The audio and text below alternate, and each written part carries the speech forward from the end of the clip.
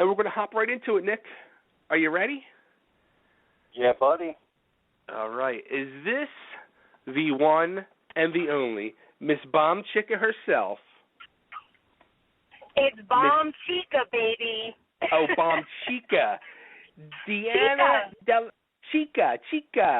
Deanna Dellacioppa, right? There you go. Nice. Welcome to Totally Driven Radio. How are you? I've been scared for this moment. You should be scared. You're going to get it. So I got to tell this story to everybody real quick, how this whole came about. So, okay. Christmas time, every morning I get up 6 a.m., get my daughter up for school, and then get my other daughter and my wife up and everything.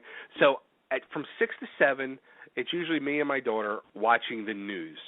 And literally every commercial break, every 15 minutes, the Big Lots commercial was in rotation. So day in and day out, 4 times an hour, I'm seeing the freaking Big Lots commercial. I'm singing the song in my head. I start beating my head against the wall because I'm seeing it so much. It's on all day and all night long for weeks.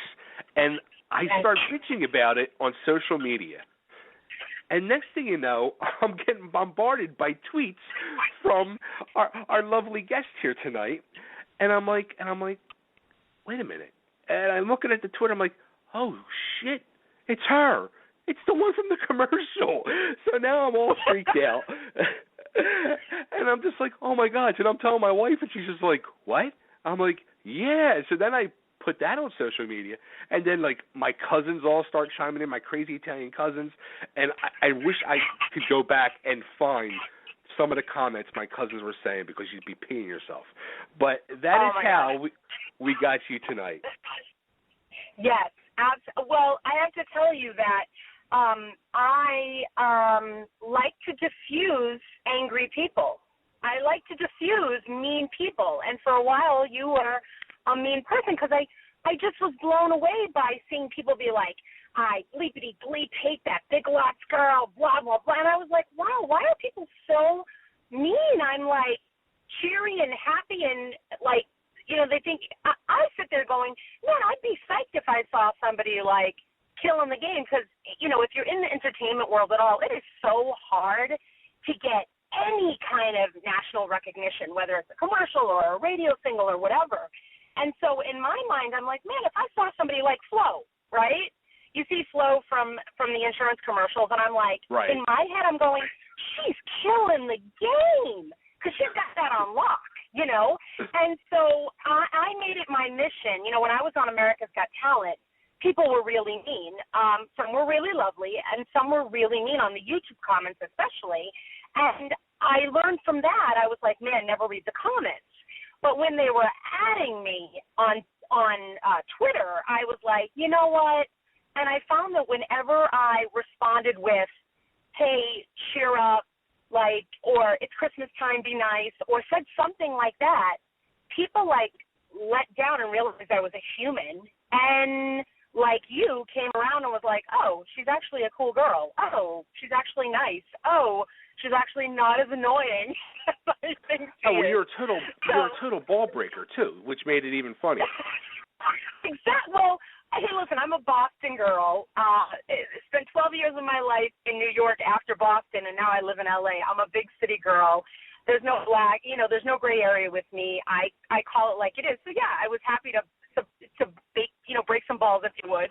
And when somebody continues to be a jerk, can be a jerk right back. But I was trying to be more like, listen, it's like the holidays, and like let's all be nice and relax. It's just a commercial. And I would say to some people, listen, I just lost 100 pounds. So my big joke was, when they were saying certain things about me, I was like, wow, thank God they didn't see me 100 pounds ago, because then they'd really be going in. But I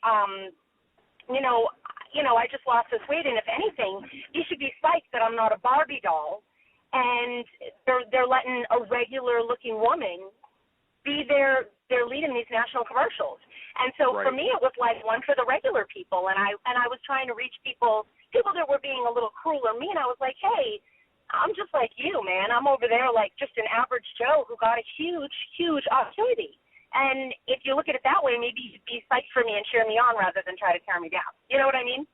Right. Well, let me explain my whole stance on the whole thing. It was like, it wasn't that I disliked you or the commercial itself. I enjoyed the commercial. It was just the point that it was overplayed. Like, it was just so drilled into my head. And, you know, and hear exactly what you said, though. You said you were the normal person, and you nailed it. And you had this nationwide campaign, which you nailed. And you did. And I give you 1,000% credit for that, because you absolutely did nail it. And I was very happy for you. But you just got on my nerves because you were on my TV constantly. Hey, and it wasn't the fact of you. It was just There were 4 different spots. I know. It was. Hey, I looked at it like, wow, they really wanted to get their money. I mean, listen, we spent 3-4 days shooting. It was their first campaign like this ever, and I think they wanted to go balls to the wall, and they did, because that thing was on. I mean, a nationwide, every major market, and they had the Black Friday that ran. They had 4 different commercials. So they were really, I think they really wanted to get their money's worth and get it out there, and I don't know if they learned from the experience. Again, I'm not over there seeing what their residual was after the holidays, but I'm hoping it paid off for them. I know it brought a lot more attention. I had a lot of people messaging me on my Facebook page and my Twitter page being like, hey, I go to Big Lots now because of you, and I love the commercials, and I'm going, and they have great buys. And in all honesty, I've always been a fan. It's ironic that I ended up, being the lead for these commercials, because I've always been a fan of the stores. I mean, you get really good buys there, and I'm like, that's where I'm headed to get nicks and knacks and stuff that I need for whatever. So I think they just wanted to get their money's worth, and they were playing it. And I'll tell you, I gotta share this with you. I giggle all the way to the bank, because I'm getting paid for every single one of them. You know. You know what? You said that when we started emailing. You said that. You were like, every time it plays, ka-ching. And I was thinking to myself, I'm like, is she getting paid for every time that thing airs? If that's the fact, then air that sucker twice per commercial break. You know what I mean? Yeah. Well, I had friends in the business hit me up and say, hey, Dee, was that a buyout? And I was like, why are you asking that? They're like, because they play it so damn much that you're going to be really rich if it's not a buyout. And I was like, well, cha-ching, listen, I don't know. I go to my mailbox and there's checks. I have no idea how long those checks are going to keep coming in. I have no idea if they're going to ask us back for other campaigns throughout the year, or if they'll bring us back next Christmas. But I'm not going to lie to you. I hope they do. Absolutely. I'd love for that to be my gig. Sure. Like, I'll take it. Absolutely, because you know what? It was. I mean, it was huge, and everybody, whether they loved it or hated it, they were talking about it. Right. It's true. And what was it? I don't know if it was Retail Wire. Oh no, Ad Age. Huge advertising blog or magazine or whatever. They called it the best Christmas commercial of the season. So I was psyched about that. And like I said, it was all a real fluke for me. You have to understand that I am the girl behind the face. Usually I do a lot of jingles and stuff like that, and I was just supposed to sing the jingles. And I went to Berkeley in Boston. I'm from there. Went to Berkeley College of Music, and one of my classmates is one of the composers at Beacon Street here in LA, and we, have a 20-year relationship friendship. And he called me in one day and said, hey, I want you to do this demo for Big Lots. And one demo turned into 4. And then they turned around to Beacon Street and said, hey, what is this girl that's singing these jingles look like? Because we're casting our national commercial, and maybe she could come in and audition. And I did. So you have to understand, it's very rare that this happens this way. Usually you see somebody on the screen and there's somebody else singing. But I actually landed both. So it was a pretty big deal. And like I said, having been through what I've been through in the business and being a lot bigger at one point and stuff, when you have an opportunity like this to shine, it's like you just get on your knees and go, thank you, God. You know what I mean? Because, look, I don't look like Jenny McCarthy, or I don't look like, Sophia Vergara or whatever. I don't even know if I said her name right. But you know what I mean. I'm not J-Lo, honey, but it's cool. And I work with what I got. And I find that at Mile and treat people nice, and, sometimes things work in your favor. So I just try to live my life that way. Yeah, and the funny thing was, like, after we started talking back and forth with the whole thing, and then I'm Googling you and I'm finding out. Then I trace you back to the whole America's Got Talent thing, and as soon as I said America's Got Talent, it went off in my head, and it was literally the same time the light bulb was going off in my head, because I knew instantly who you were. I got our good friend Tone, the Chief Rocka, messages me. He says, "That's the girl from America's Got Talent from my season," and I just started laughing. So then I was like, "Oh my God!" Yep. I remember your initial audition where you had the real red hair and you got up there and you belted it out. And I remember I instantly said, she's going to be one of the finalists. She's going to be one of the finalists, if not the winner, because I was blown away how good your voice was. And thank you. Yeah, so I mean, you definitely stuck in my head. So you stuck in my head from America's Got Talent, and now from Big Lots. Yeah, well, there you go, and hopefully that's not the end of it. It's so funny when you, again, in this business, you have no idea what's coming next, and that's the excitement of it, and that's also the fear of it, of being in this business, is like, is this the biggest thing I'm going to do? And when I was on America's Got Talent, I mean, listen, I lived in Manhattan for 12 years and never walked into Radio City. So for the first day that I ever walked into Radio City, to be standing on that stage that night, then performing for 10 million people live on NBC, like maybe the biggest moment of my life. So it was huge. And even to get that opportunity, I mean, there I was, 39 years old, singing for 10 million people, getting the chance of a lifetime. And it's like, who does that happen to? I mean, you have to pinch yourself, and that's when you just got to go, what I like to be, and I'm really big on this platform, is I am so cool being the poster child of never giving up. And I love that. I love inspiring people to go, I don't care how old you are, I don't care what you look like. If you want to do something and you put your mind to it and you have the faith in yourself and you do not give up, I think eventually it'll happen for you. Right. That's what I believe. I truly believe that. I believe that. So I had a lot of people gravitate towards me through social media of like, man, you inspire me, or man, I look up to you, and like you make me believe that I can do it. And it's like, sure you can. If I can do it, friggin' anybody can do it, And right. That's kind of been my whole platform through this whole thing. And even with the last thing, I had so many, size 12, 14 girls hitting me up and being like, how refreshing it is to see you in this national ad. And I'm like, thanks. And they're like, and not Kelly Ripa. One girl said that. I thought it was the funniest thing ever. I'm like, Kelly Ripa's so cute. Leave her alone.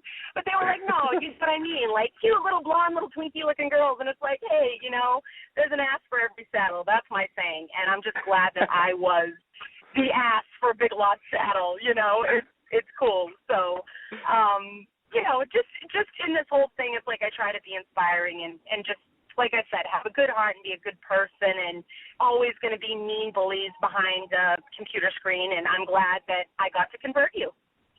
How about that? I'm not, believe me, I'm the furthest thing from a mean bully. Very, very far from a mean bully. But hey, whatever worked to get everything hooked up, it worked. So I'm happy. Yeah, absolutely. Now with the whole America's Got Talent thing, like, as I'm researching you, I mean, you had like a whole thing going before America's Got Talent. So what made you finally decide to take the shot and go for that? And did you ever consider any of the other shows, like your American Idol or anything? No, I've been very lucky since I graduated at Berkeley. I have had a very successful career in music, jingles and singing backgrounds for people like I've sung backgrounds for Bieber on recordings, and Celine Dion and Paula Abdul, Leah Michelle, you name it. I've done some really awesome things, worked with David Foster, worked with Quincy Jones. I mean, my career hasn't been shabby. The thing with America's Got Talent is I knew I was kind of acquaintances with the girl who was doing casting for it, vocal coaching on it actually, and she put something up on Facebook one night saying, does anybody want to audition for America's Got Talent? And me being a complete a-hole was like, yeah, me. And she inboxed me. She's like, are you serious? And I was like, yeah. And she's like, do you have any YouTube videos? And I said, the only YouTube video I have is me bawling. And you can go to YouTube, and I encourage everybody to, because it's hysterical, and I left it up because I think it's the funniest thing ever. But Whitney Houston was my absolute idol, and when she died about 3 days later, I attempted to do a tribute video to her, and I did I Will Always Love You, and I'm not lying. I tried to videotape it at least 9 times, and what I put up on YouTube was the best take because I kept bawling and snot running down my face, and and so I'm doing I Will Always Love You, and I'm like, and I would like lose it. And so finally I said, Autumn, this woman's name was Autumn, I said, Autumn, all I have is me singing I Will Always Love You in a tribute to Whitney, and there's snot running down my face. It's up on YouTube. She said, send me the link. I send her the link, and she goes, Deanna, she goes, I've known you as a songwriter, because, by the way, besides being a singer, I'm a professional songwriter. She's like, I've known you this entire time in this industry as a songwriter. You're a star. And I went, I am? And she was like, I've never heard anybody sing Whitney like that, especially not some, like, white girl from Boston. And I'm like, oh, okay, well, I mean, you know, I grew up, like, worshiping her. And lo and behold, 2 weeks later, I'm in front of entire panel of judges, would you say, or people that were judging me for the show, basically, to if I was to get on casting directors. And I'm not kidding, within 24 hours, they called me and said, pack your bags. You're going to New Orleans to audition live for TV for the judges. And I was like, are you serious? So literally, like 2-3 days later, I'm on a plane, and I was so psyched because I love Howard Stern. I love Howard Stern. And he was my dude. Like, he was the guy that was pulling for me. Like, he was always so lovely to me. It's a shame that they cut a lot of stuff because he said some really awesome stuff to me, I'm just a huge fan of him, of all the judges, and even of Nick Cannon, who was also lovely to me. Howard was my dude, so I went and, again, it was very emotional for me because here I am, 39 years old, always wanting to sing, always wanting to follow in the footsteps of my idol, Whitney Houston, and being told, you're too big, or you're too this, or you're too that. And here I am getting the chance. And when they said you're going to Vegas, I was like, holy crap, and took it all the way to Radio City. So everything was very fluke. Everything was very surprising, let's put it that way, because I had no idea that out of the hundreds of thousands of people that auditioned for that season, I'd be in quarter semifinals. Very crazy. Yeah, and you know what you were saying about the Vegas, making it to Vegas. Yeah. And those auditions, they scare me because that's like the true make or break there. And it's got to be so hard because there's no crowd there. So you can't play off the crowd. You just got the judges, and they are like stone-faced. So you don't know what they're thinking, and you got nothing to play off of. Right, and they were especially, I have to say, I feel like the producers told them to be really stone cold, because even Howard was a lot different to me, and when that episode, they started my track and I couldn't hear it. I couldn't hear it coming out of the monitor, so I had to stop my audition, which made it look like, they made it look like a few things. Because I remember on the message boards and stuff, people were like, oh, she messed up, or, oh, she's a diva. And I was like, why am I a diva? And reading on, people were like, oh, she's a diva because, she couldn't hear it enough, so she stopped and made them put it up more. It was like, no, honey, I couldn't hear anything. And if you know anything about trying to sing to a track, if you can't hear yourself, you're going to mess up. So it was nerve-wracking, very, very nerve-wracking. And, yeah, it was make it or break it. And what they don't tell you or show you is that they keep you in a holding room pretty much for 5 days straight with cameras in your face, and they try to break you. Like, they literally would walk up to me and be like, so, Deanna, this is like your shot. Like, this is it. This is everything you've ever wanted. You're 39 years old. Are you going to let your family down? Like, they would say that stuff to you, and you'd be like, man, I mean, it's TV. It's reality TV, and you have to know that they want their stories and they want their ooh-and-ah moments. And, the cameras were in our face the whole week. And it was really tough because for me, I did feel like it was my chance. I did feel like it was my moment. I'm 39 freaking years old. I'm not 22 and I look like Sierra, you know what I'm saying? So it's like this was a huge major shot, and all I wanted to do was get to that stage at Radio City. I wanted to sing on that stage. I did, and that was the goal. Like, for me, I was like, that's it. I don't need to win this thing. I don't need to be in the finals. I just want to sing on the stage at Radio City. I want my parents and my family to be in that audience, because that is the moment that's priceless. Not winning, making your family and your parents so ridiculously proud of you. That's the moment that I was going for, and I got it. So it's like I was accomplished. You know, high five me. You know. Nice. Yeah. Now, how about did you end up going out on the tour with them afterwards? No. They had like 5 or 6 acts from the finalists that, you know, they didn't even have my Deuce Forte didn't even go on the trip. They had on the tour. They had like, you know, 5 or 6 acts that they picked, but no, I was not one of the tour people, and didn't get a wild card, didn't get to come back. So, you know, that was it. You know, when I left AGT, it was down to me and the Chicago Boys and this Asian dance troupe, and they told me to go home, and I went home. And I'm not going to lie to you, I was surprised, though. I felt like I did really well and deserved to be in the semifinals, and, you know, right. I got cut. So it's like, hey, I mean, but you had to look at it as I went this far, and a lot of people didn't, so I was happy. That's awesome. Yeah, because yeah. Tone was calling us from the tour. He would call us, like, he would check in with us while on the tour and at the shows, and there'd be people screaming in the background, and he'd be calling. Oh, it was hysterical. And then when they came out to, like, he's a nut. Oh, I love him. Nut. I love him. We've had him on so many times, and we text back and forth all the time. I love that guy. He is just out of hand. Awesome. Yeah, he's out of hand. He's awesome. I was so happy for them. I mean, their goal was to be a one-hit wonder. I mean, it was amazing, you know? So amazing. They're too funny. You know, freaking funny. Most people go for like a long, you know, luxurious career. They're like, nah, we just want to be a one-hit wonder. It's like, I mean, how awesome are you, you know? The funniest part is when they finally released the song. Like, I was texting with him that day. He was all excited. He said, yeah, we're number 1 in the kids section. I said, what? He said, yeah, my brother or whoever put it out there, they put it in the wrong section of music. They put it in the kids section. Amazing. Amazing. But we're number 1. That's all that matters. Yeah, right? That's amazing. That's amazing. I get to look up, you know, it's fun. You know, once you go through a scenario like that, you become, you know, kind of family. So, like, whenever Kenichi Abina comes to town, who won my season, you know, he'll hit me and Taylor Williamson up, the people that he knows lives in L.A., Tone being one of them. And we'll go get, you know, Vietnamese food or Thai food or something together. And it's, like, so awesome to, like, kind of have, like, a camaraderie and a family that you wouldn't have usually had. So you make friends for life. And I definitely did from that show. I made friends from life. I mean, there's probably 15, 20 people I still talk to all the time. That's awesome. That is great. Yeah, really great. Really great. Now, after the show, I guess things really started to change for you.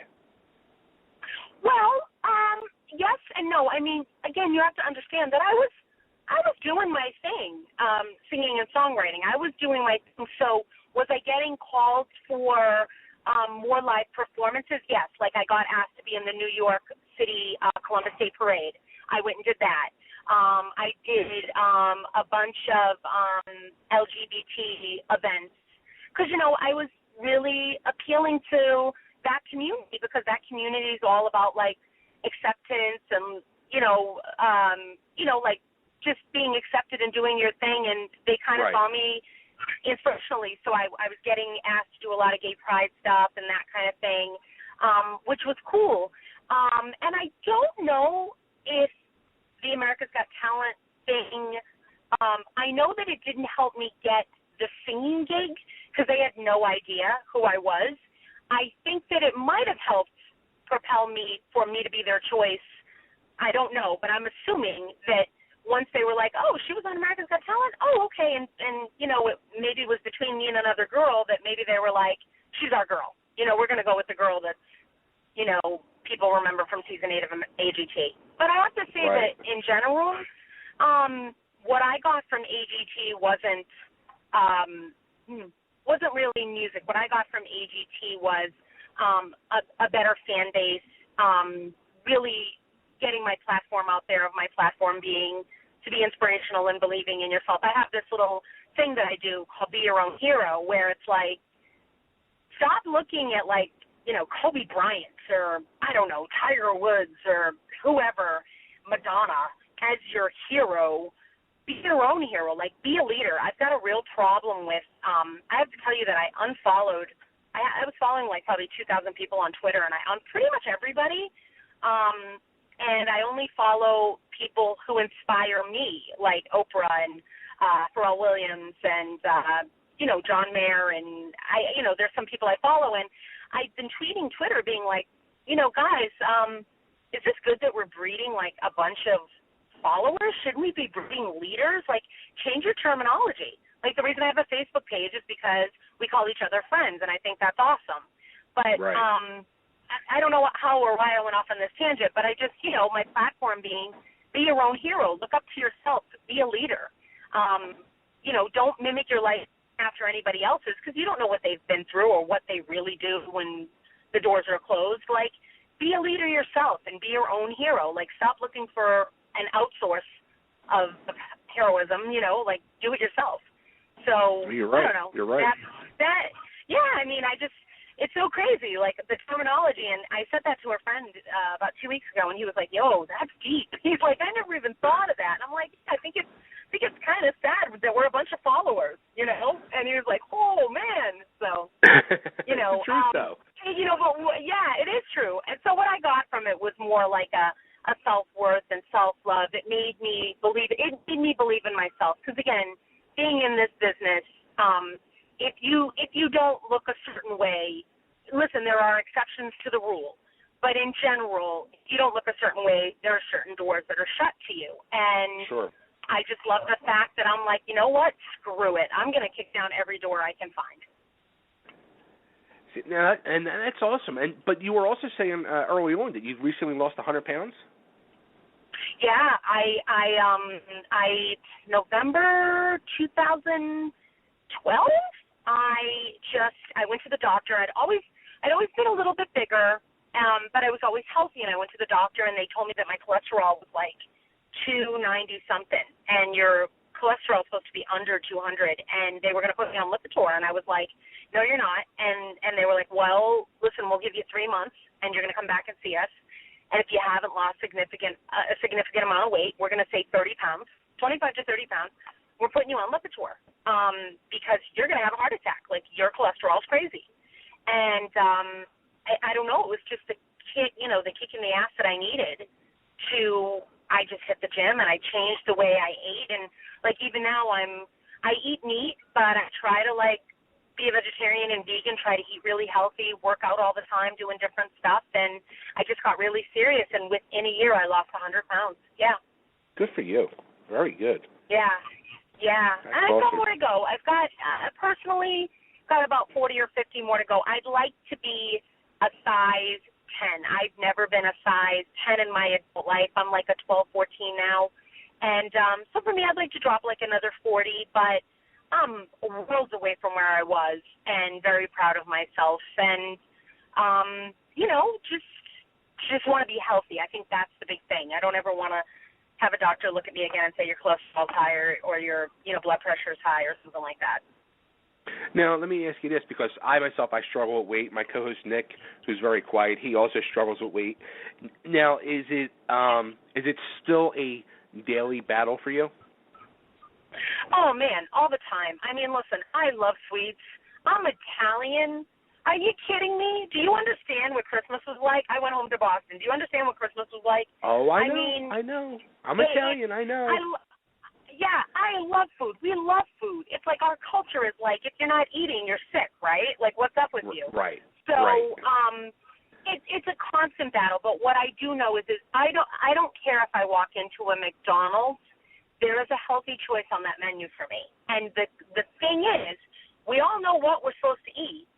Do we make the choice? And so, really, it's kind of like AA. It's kind of like one day at a time, one meal at a time, like literally one meal at a time. And that's it. Just like, okay, here's my choice for lunch. Am I going to choose the cheeseburger, or am I going to get that salad? Am I going to choose, you know, the turkey on the wrap or the turkey on, you know, the huge hoagie? Like, what am I doing? and you know, we all know what the right choice is. But do we make it? So everything's in moderation. I do treat myself, and I treated myself over the holidays. And let me tell you, as soon as I got off that plane and got back to LA, I haven't eaten meat in 4 days. I've been, kind of doing my vegetarian, vegan thing. Lots of shakes and lots of veggies and fruit and lots of beans and stuff. And I feel it's amazing because I feel better. And when I go back to this style of eating is when I go, what the heck am I doing eating that stuff anyway? I feel like crap when I eat it. So your body tells you the truth. It's just, are you listening to it, You're right. You're absolutely right. Yeah. It's friggin' tough. I mean, both me and Nick, I mean, we've even done like weight loss challenges with listeners, and we've done even just between me and him and other co-hosts from other shows, we've done weight loss challenges, and it's tough. It's so friggin' tough, and at one point we're doing good, and then the next point we're crashing and burning, and it's tough. You gotta stick with it. You got to stick with it, and I'll tell you the truth. Everybody's like, I went to the gym. Yeah, if you go to the gym and then you go home and you have, 4 Jimmy Dean sausage patties, that's not the thing to do. It's like, you know what I mean? It's like I would almost tell you stay out of the gym and really focus on your food because everybody will tell you apps are made in the kitchen. And I will tell you something. I've worked out really hard and been hungrier. And here's the big trick. Try to get down a gallon of water a day. I will put my hand to the Bible. You don't have the capacity in your stomach to eat when you're drinking that much water. And one, you need it. So I'm not even kidding. Like, if you do the 8 to 12 glasses a day, you will be full. And that's another trick. Don't drink while you eat. Do me a favor. Your next meal, eat and don't drink while you eat. You'll get fuller quicker. And then notice the next meal, if you eat and drink while you eat, like I'm not talking liquor, I'm talking regular like a soda or water or whatever. Right. I have found personally that if you don't drink while you eat less. So try it. But beyond that, before your meal, absolutely, like an hour before you're going to have like 3 glasses of water, there's no way you're going to, and the other thing is you're flushing your body out of crap that you don't need in your body anyway. Like all of us, in general, I think the statistics are 60 to 70% of Americans do not even get the amount of water that they need a day. Oh, I know. So, I don't at all. Yeah, absolutely. So there you go. Start there. Start little stuff. Start with, I'm going to drink 12 glasses of water. Do a water challenge. Do a 12-glass water challenge a day. See if you can do it. You and Nick. I challenge you to 12 glasses of water a day. That's a good one. No, it is a good one. Thing, I drink 2 gallons of water a day as it is, and then here's the thing: my issue isn't eating good. I put myself on this challenge to eat vegan for 3 months until the New Year's ended, and it went really well. But my thing is exercise. It's so fucking boring. Like I got this Fitbit bracelet thing, and it's the worst thing that I've ever done because it counts the number of steps that you take in a day. Yeah, I think those bracelets are the worst. I think they're the worst. Yeah, they're the worst. It gives me a goal of 5,000 steps a day. I haven't broke 1,000 in a month. Like, I do my work from home, I do my internet from home, I do my school from home, so I'm not a very active person, and that's the problem because, I get on my recumbent bike or I try to do push-ups and stuff, but it's so damn boring. It's just, I lose my mind sitting there trying to exercise. Nick, okay, let me ask you a question. Here's a question. First of all, when you did the vegan thing for 3 months, did you drop weight? Absolutely. Okay. I mean, boom. So it shows you that eating counts. I got to tell you, when I go to the gym and they have the TVs at the gym, and I watch I love old sitcoms. If I need to do an hour on the elliptical, and I watch two episodes of Cheers back to back, it flies by because I'm watching TV. Yeah. I mean, if I were you, I don't know, if there's a particular show you love to watch or something, and you can get on the bike and watch the show for an hour, there's tricks.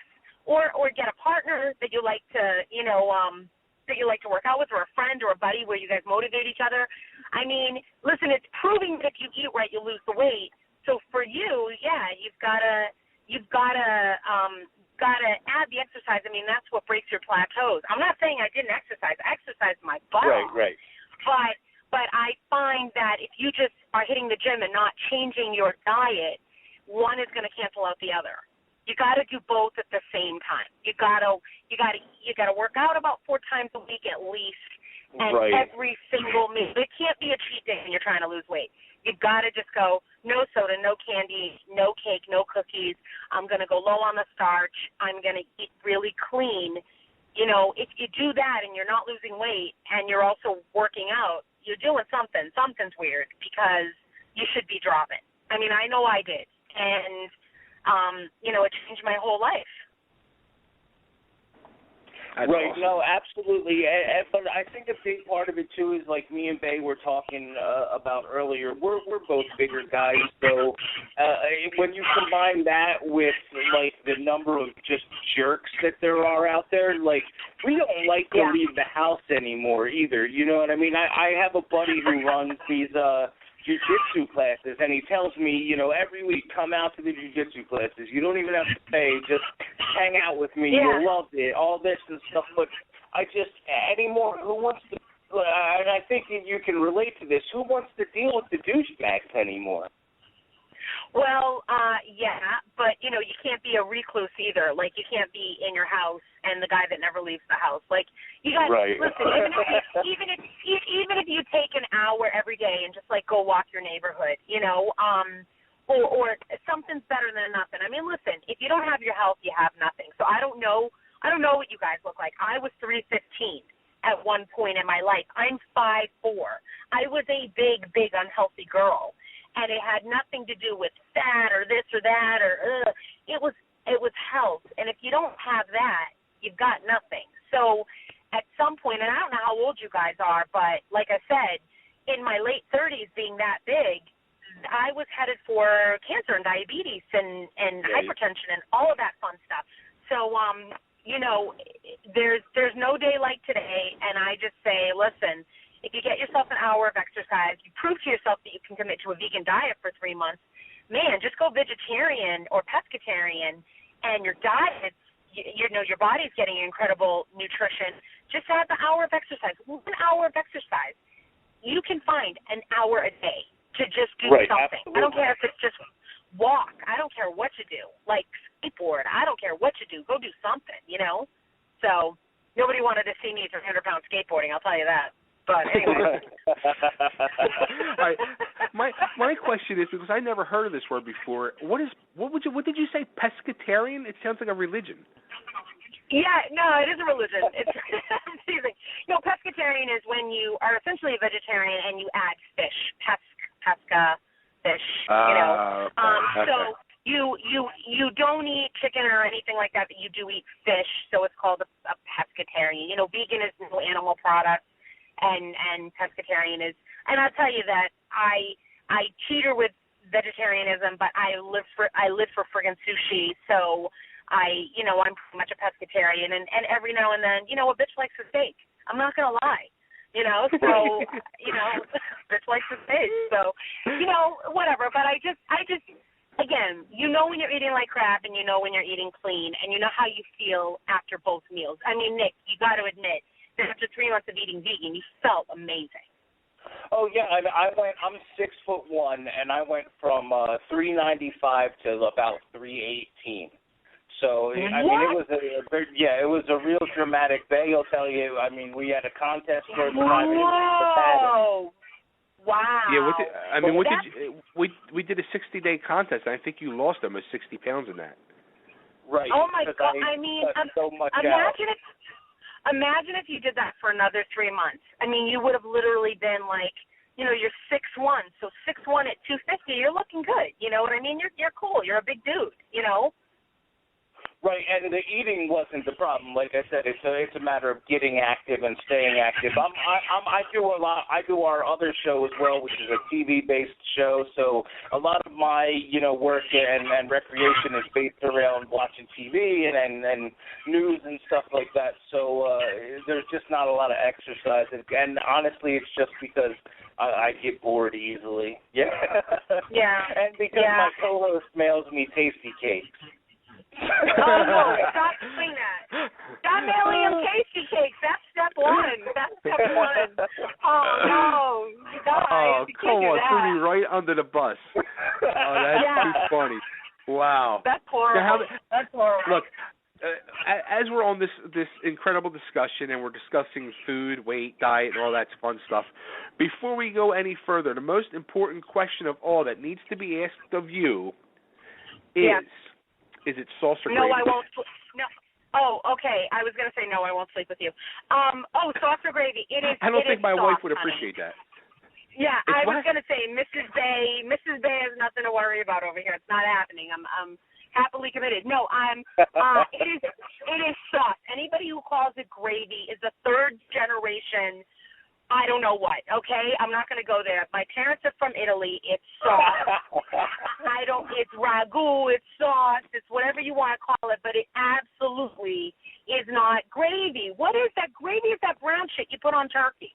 Gravy is not, what do you guys call it? Are you serious right now with this? I'm absolutely serious as a heart attack. They like, what did we say? They likes gravy on his pasta and sauce on his wings. Oh my God, that's horrible, you guys. That's what I was always taught. Soft. That's what I was always taught. Gravy. So your mother would say pasta gravy, not pasta sauce. She would say gravy, macaroni and gravy. Wow, I'm sorry for your entire upbringing. I'm so sorry. Even see, that's what my grandmother and grandfather off the boat from Italy who lived with me as I grew up. It was gravy. She made Sunday gravy, and never. My little grandmother who was 95 pounds ate macaroni 7 days a week. Yeah. Yep. Yeah. Yeah. It is not gravy. I need you to break this vicious cycle right now. We're gonna break it. Never. It's sauce. It's sauce. Never. Oh Never. my gosh. I Incredible. ask every Italian guest that comes on, and you just, I was doing good. I think the last 3 we've had over the last so many weeks were all gravy, and you just broke the chain. I don't know. Listen, again, parents are from Italy. Like I grew, that's what I grew up in, and it's always. And my father's a chef and owned his own restaurant. They just sold their restaurant last June. Literally, it's sauce. They made pizza. I mean, we owned a pizza place. I owned a pizza place too. I had pizza sauce, but. Yeah, pizza. See, how does that make any sense? It's tomato. How is that not pizza gravy then? You're killing me right now. It was gravy. It was gravy. Absolute gravy. You're out of your mind. You're out of your freaking mind. You're crazy. You're out of your mind. Okay. In Bay's defense, Mario Andretti said it was gravy. No. He said it was sauce. Mario Andretti said it was sauce. Yeah, it was a sauce. sauce. Right. Cool story, bro. Cool story. He said it was a thick Italian accent, so I guess we have to go with him. It was a sauce. Yeah. It's a sauce. Yeah, it's a sauce. Oh, my gosh. Yeah, it's not gravy. You guys are in Chicago. Where are you? I'm in Philly. Oh, you're in Philly? I'm Phoenix, yeah. Oh, Philly and Phoenix. Oh, okay. Yeah, no, it's sauce. I mean, but Philly's such an Italian melting pot over there. I mean, I can understand how you might get a little, All right, here's the question. Have you been to Pagano's cheesesteaks in Philly? Have you been to Pagano's? Or are you one of those Ickabilly people? Like, I don't even know how to say it. What, Medigans? No, Pagano's cheesesteak. Where do you go for your cheesesteak in Philly? Where do I go? Since we're good friends with Tony Luke, I usually go to Tony Luke's. Really? Yeah. All right, well, go to Pagano's. And actually, more times, usually I end up, if I go to Tony Luke's, I don't even get cheesesteaks anymore. I just get The roast pork. I love his roast pork. Roast pork. Okay. Roast pork with sharp provolone and broccoli rabe. Oh, there you go. Oh, that sounds good. Delicious. Delicious. See, we love to eat. Isn't that horrible? Yeah. You know, it's funny because a good friend of mine who's a fellow Italian, we get together a few times a month, me and my wife, him and his wife, and we're always, it's revolved around food. And he just looks up at me and goes, "It's so good to be Italian, isn't it?" He gets like a happy little kid. He's like, "I just love to eat. It's so good to be Italian." Yeah. It's let me tell you something. Funny story about those Big Lots shoots. Do you remember the part in the commercial where it goes, okay, it goes, "Check out my house, check out my tree. Who's nailing this Christmas? That's easy. It's me, nailed it." And then we're in the house, and it goes, "Come to my party, try my new dip," and I dip a chip into the dip. You remember that part? Okay. Okay. So they say to me, "Oh, get her a plate so she has some place to put the chip after she dips it." So we did so many takes. I was like, "Are you kidding me? I'm eating them." Every time we did a take. And I was like, "Check out my party, try my new dip." And I dipped the chip, dip, and then they would cut. And that was the end of that particular scene. I would eat the chip. I mean, we must have did like probably 30 takes. So I ate a lot of chips and dips that day. Yeah, they were like, "Get her a plate so she doesn't have to, so she has some place." And I'm like, "Are you kidding me? I'm starving. I'm eating these things." Hey, we worked hard that day. We worked hard that day. We totally did. Yeah, we totally did. That is so funny. All right, so let's see. We're in the new year now, 2015. What do you have on tap for the rest of the year? Any special plans? I mean, you got to have something special planned. Besides coming to Philly and having gravy. Oh, by the way, Liz there. I'm looking you up. I'm calling you. I'm coming to see you. Absolutely, that's happening. But I got your number right here. I'll text you. Yeah, no, absolutely. I'm coming to Philly. You can meet my entire Philly family. They're a bunch of crazy people, but they're awesome. You'll love them. Where are they at? South Philly? My friend lives on like Walnut Park Drive or something. I don't know what part of Philly it is. I thought it was northern Philly. It's like you go over the bridge and like, they're like right there. Okay. I don't know. Yeah, but they're right there. They're not far. Like you leave our house, you can be in New York in 2 hours. I don't know. Does that help? Not really. Okay, awesome. Not really. I suck. But not really. Yeah, exactly. I am working on and this was before Big Lots and everything. I'm working on an album finally. America's Got Talent. People were like, "Where's the music? Where's your music? Where's your music?" So I've been working on a project with my producer from Nashville, this amazing guy by the name of Roger Ryan. And what we did is we took 5 songs, like songs that people love, and we did Just a Girl by No Doubt. We made a big band. We did Use Somebody by Kings of Leon. We did I'm Your Baby Tonight by Whitney, and Just Dance by Lady Gaga. I've got actually Mark Kibble from Take 6 duetting with me on that one. So what we're doing is rounding up the album, working on that, probably going to release it later in the year, but by spring, probably going to drop like the first single and a video and all of that, got a budget put together. So I'm going to finally get some music out, and besides getting some of my own music out and like my own thing, I'm really just hitting the pavement hard with continue. I've never had a headshot while living in LA. I got a national commercial based on singing, so I actually went and got my headshot done, and I'm searching for an agent, looking for an agent in the LA area, and I want to try to do more voiceovers and commercials and that kind of thing, because I do voiceovers, character voices.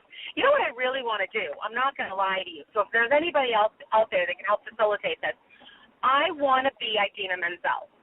I'm not going to lie to you. I want to be Frozen. I want to sing Let It Go. I want that life. That is an amazing life, and that's the life I want. I want to be a freaking Disney princess. So how about that? That's the goal. That's what I'm working towards. I think it's awesome. I'd love to do it. I'd love to be in that empire. And, Idina Menzel, I don't know if you know anything about her, but she's got an amazing voice. Mm-hmm. And she was on Broadway. What's that, hon? No, I said uh-huh. I know she is. Yeah, and just so you know, the Broadway, she did Rent, and she did Wicked, and again, you think she's at the top of her game, having starred in 2 huge Broadway shows. Then comes Frozen, and her career is like stratospheric now. So I would love to do that. So that's what I'm doing. I'm like, you know what my accountant says to me every single tax season? He says, Deanna, you're one opportunity away from $1 million a year. You know what I mean? He's like, that's what's exciting about what you do. You know, we don't know what's around the corner. We don't know what opportunity is lying ahead of you. And that's the excitement in it. So I'm just like ready to grab it with 2 hands, and whatever comes my way, I'm psyched, you know? That's freaking awesome. That's exciting right there. Yeah. It is. I'm psyched. Absolutely. I'm just excited. I'm psyched for whatever. Like, I'm like, let's go. Like, I sent out all my headshots today, ironically, you know, with the mail, and put them all in the mail, and it's like, you know what? Whatever's going to happen is going to happen. But I won't lie to you. I'd like to be Idina Menzel, and I'd also like to be Rachel Ray, because I love to cook.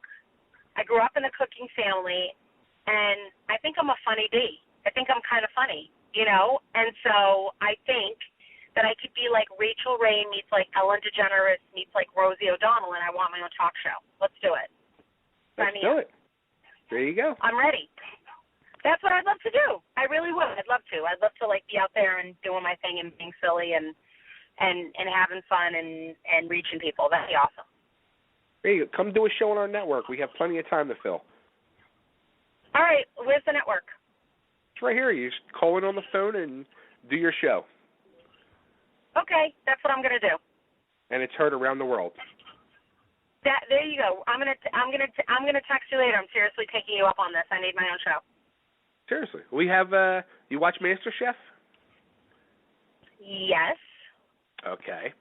Not this past season. Season before, with Luca was the winner. You know, the loudmouth from Philly, Crazy Chrissy. Right. Yeah. Well, she's a good friend of ours, and she does a show on her network.